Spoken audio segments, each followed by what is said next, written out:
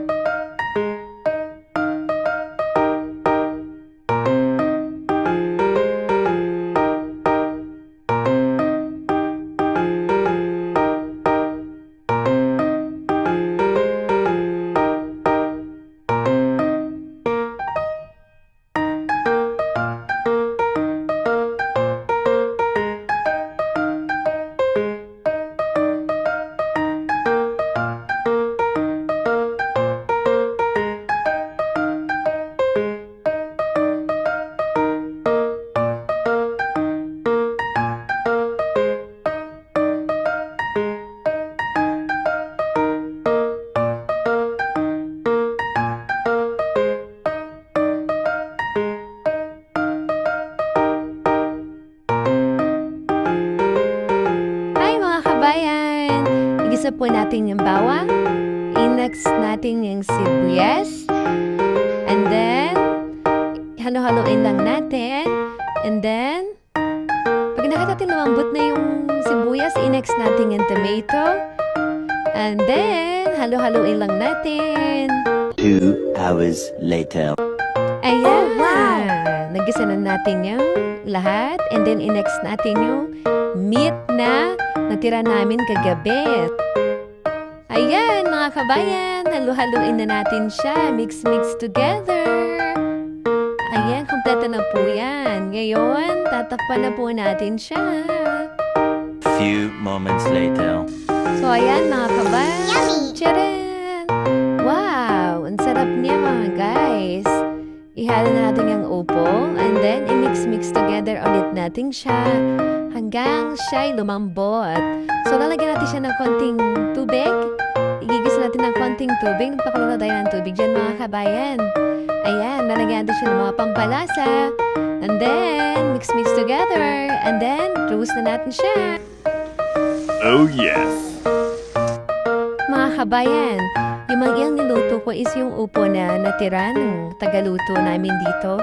And then, yung may natira kasi kaming yung meat kagabi na sayang naman. So, diremedyohan ko na lang. Wow! Ayan, mga kabayan, tapos na tayo. So, for plating na po tayo. Mga kabayan, kung kayo po ay nanood ng video ko, pwede niyo po bang i-comment kung saan umabot, kung taga saan kayo at saan umabot ang aking video. And maraming salamat sa panonood, mga kabayan. See ya!